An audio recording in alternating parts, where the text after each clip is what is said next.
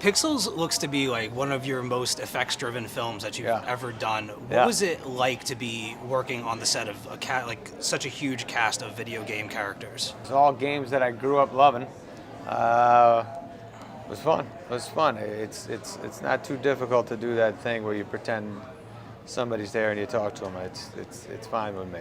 So you hit a lot of arcades growing up and stuff like that? Yeah, as a kid, we had one arcade in my town, eventually two, but one that every weekend we went to, and it was a big deal. Yeah. What was like your particular poison when you would go in there? What did you always look to play? The new game would happen, and that was your game for like 4 months. You know, Space Invaders, and then Asteroids, and Pac-Man, and Defender, Missile Command. The one I got good at was Galaxian and Galaga. Nice. What was it like to be able to like hold the weapons and participate in like exacting your revenge against these characters? It was exciting. For all the gobbled quarters and stuff. Yeah. I do remember my father, when we go to Pizza Hut, there was a tabletop version of Pac-Man, and I just remember hearing it while my father was talking to me, and all I could hear was the Pac-Man over there. I was like, please, God, just give me a quarter. Let me go play that game, man. Well, you got to film a particularly intense scene with Pac-Man, this giant car chase that spanned several city blocks. What was it like to film that, and how much of like the driving and all of these things was you? Some of it. Got to do some cool stuff and drive pretty fast in Toronto. And that was a good time. The time that all the streets were shut down, so I got to feel kind of studly for a minute or two. And it was good. That's like one of my favorite sequences in the movie. It just took like almost 2 weeks to shoot that whole thing. It looked like a lot of fun. Yeah, that was a good one. So you've maintained a professional relationship with screenwriter Tim Herlihy. What is it about your like comedic sensibilities that you two click and are able to work on so many movies together throughout, like from the 90s all the way up to Pixels? I guess it's just I'm sure you got a best buddy. He's one of my best buddies. We were roommates in college. We know what used to make us laugh, what still makes us laugh. We know each other pretty well. And we have a similar taste to what we like. And so that's why, you know, we both talk about we're getting older, man, and we're going to have to pull the plug someday, but every time we do it, we go, hey, man, this idea is pretty fun, and we get excited again. You've shared the screen with a lot of people throughout your career. What was it like to be on camera with Michelle and Peter and Josh and everybody? Those guys, got close with those guys, and Dinklage is a phenom. People love him. He's just a smart, funny bastard, and Josh is out of his mind, more than I've seen. I don't know. I don't think I know anybody like him. He's full tilt, funny, crazy bastard, really, really sweet guy. Michelle we love, and then I think she can outdrink everybody, possibly. Maybe Kevin James can beat her. We'll see. We'll get to that. She seems pretty capable. She is very capable, yeah. Okay, I'm just going to go back and forth and ask you each question, since I didn't know I was going to have the both of you. My first question is for you, Michelle. Your character, Lieutenant Colonel Violet Van Patten, is a smart, capable, and accomplished badass.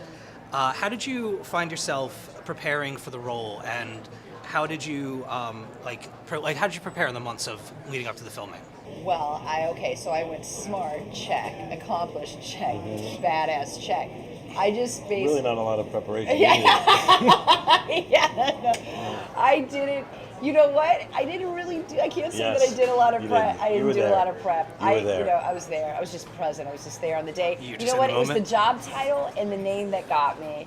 And I thought, this is a character who's got brains and brawn, and she's just a really cool female character, and someone that my daughter will go and get to see this movie and be really proud of her mom. So that was your reaction when you found out about it? You were just psyched?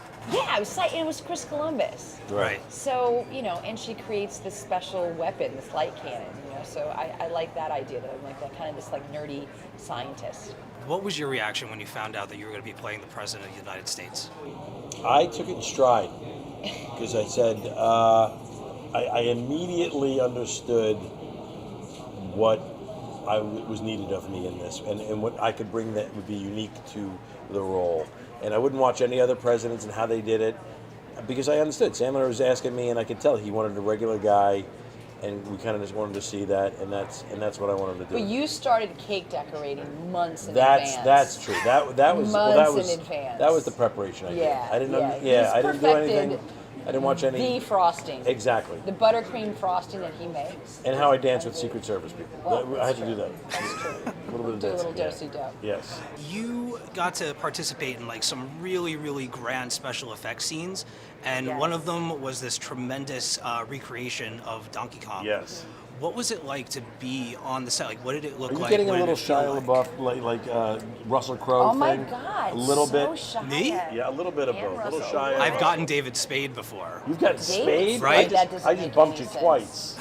Yeah, completely. The CGI, that's a little challenging. Yes. Were you harnessed? Like, Oh, what yeah, was we like were the physical harnessed. aspects Yeah, we of were it? harnessed, and we did a lot of running and jumping and kind of cartwheeling off the sides. chafing.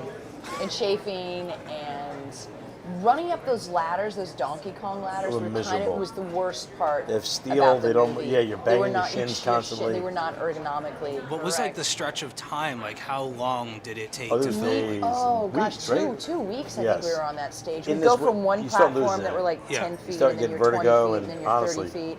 it's misery. And And all you have are like marks and like imaginary things and people shouting That's at right. you, Oh, and you tennis just have balls. And Columbus But with that's a the one thing bullhorn. I took from set, The tennis balls? the tennis ball. That actually brings me to my next question.